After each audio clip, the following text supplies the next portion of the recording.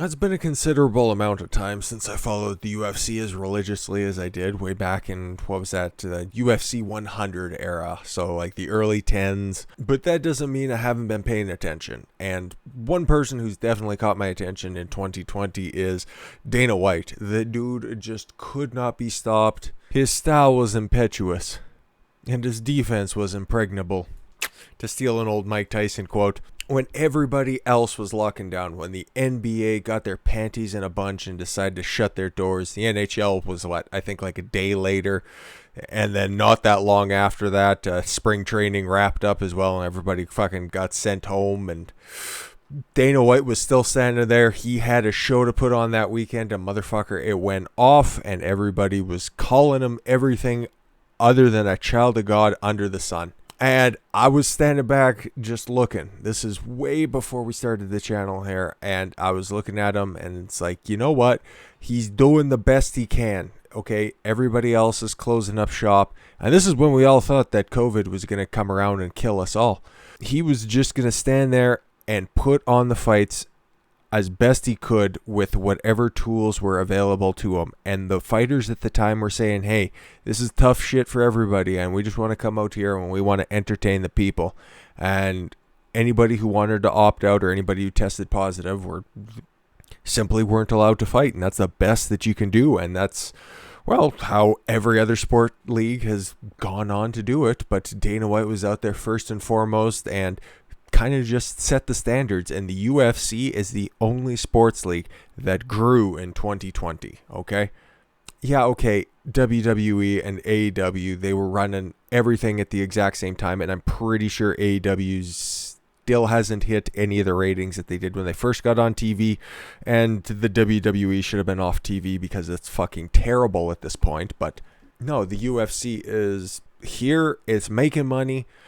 I'm still not terribly interested in the product, but you know what? They provided a worthwhile service during the time when everybody was down, and they've positioned themselves great for 2021. And the reason we're making this video today is because Dana White dropped this 5-minute video, which I definitely do encourage you guys to go out and watch because I think that it's a fantastic retrospective showing every fucking limp-wristed bitch who writes for sports media. Pretty sure I seen Sports Illustrated. You had MMA Talk. You had Ariel Helwani's bitch ass in there. Like, the dude is a good reporter, but when he starts to inject all of his politics in there, a little bit of a sissy. Speaking of which, I think I seen Dave Meltzer in there from fucking Wrestling Observer. I used to be a big fan, but then he started to interject all of his politics, and the fucking guy lost his goddamn mind. But a 5-minute video interspersed throughout are a bunch of different things that all of the stupid sports media out there had all of their hot takes at the time, saying Dana White's going to kill everybody who's associated with the UFC. Not in those words, but just trying to say it a little bit more eloquently so they could hit their fucking word count in their shitty little articles. But of course, if we're talking sports, and I know on this channel it's about as popular as prostate cancer, but I love to talk sports, and we got Outkick up here because you know they are one of the very, very few outlets out there that like to talk sports in a way that your average sports fan would normally talk about sports, and that is raw, and that is not politically correct. So we're going to run this down because I got a nice little synopsis of what that video is. And like I said, if you got 5 minutes to spare, throw it on. It's very good, and it shits on the right people. While other sports leagues were shutting down in 2020, UFC President Dana White kept the UFC rolling. The woke sports world crushed Dana White as their leagues were canceled and Whites excelled. White took the time to dunk all over losers in this must-watch video. Yeah, exactly. As we roll into 2021, I just wanted to remind everyone there's always a solution to every problem. Dana White tweets, so cut through all the bullshit and don't let these people that don't matter tell you how to live your life. I think that's just great advice. It doesn't even have to be promoting a video. That is just fucking terrific advice for everything that you do in your life. White continued, crushing the morons. It's up to you to take care of your business, your family, your employees, and those you care about kick ass in 2021. the dude just fucking turned off the lights to 2020, honestly. Meanwhile, you have every other sports head out there just fucking kowtowing to either the lockdown Nazis or Black Lives Matter, all of the social justice causes that are out there. But no, Dana White made a powerful statement, and the dude needs to be commended for that. Now, because he spoke at the RNC and he's been seen at a couple of different Trump rallies, and he brought some of the fighters with him, and you know what? There's a good mix of people on both the left and the right in the UFC, and they're never going to get the proper acknowledgement that LeBron James does every time that he shits out some fucking goofy message. No, did you guys hear anything that Conor McGregor did for Ireland when it came to the lockdowns? He donated so much money, so much actual tangible item, or so many actual tangible items to Ireland as well. You didn't really hear word one of that, or all of the work that Jorge Masvidal has done with groups in Miami to, you know, better their lives down there. So we're just going to go over a couple of slides that are in this video because it didn't really show us what the fuck's in here. But when you have a counter voice to the woke, I guess it's a church at this point, is about the fairest way that you can put the cultists that are out there to tell you to lock down and just put on your mask and follow the science, all of their stupid horse shit that has co-opted professional sports. When there is a counter narrative to that, you can see, yeah, UFC Fight Island. The fact that they went out and bought a fucking island in Abu Dhabi and put a whole bunch of training grounds on there and then held international events over there, that just goes to show you that there is a dedication to this man, to Dana White, to this entire company to make sure something happens.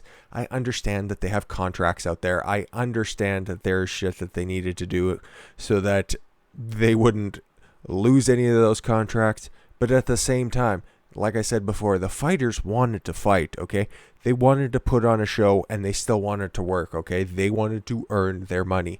They didn't want to get the stipend, or they didn't want to get, you know, a fucking fraction of their cost just to sit on their asses. The fighters, I'm going to let you in on a little bit of a secret here. Athletes want to perform their sports to the best of their abilities. Fighters are no different. They want to train every day. They want to get out there. They want to prove their worth in their industry. And as you can see there, Fight Island generated $1.3 billion in earned media value. That means that the UFC is more of a lucrative property, therefore meaning that those athletes are going to go ahead and they're going to be making more money in the future. There's a potential for that. Not saying that's going to happen, but everybody who was there that made sure that it happened this year is definitely going to be able to stake claim to future value for the UFC. Yeah, and think how many events that they ran during the pandemic from March until the end of the year. They just wrapped up this week here. 28,000 specific COVID tests. Okay, it's not like they were just not taking care of their athletes. They were making sure that everybody was healthy and ready to go. Okay, because that's another common narrative that's out there right now, that the UFC was just throwing everybody to the wolves. They were just throwing caution to the wind.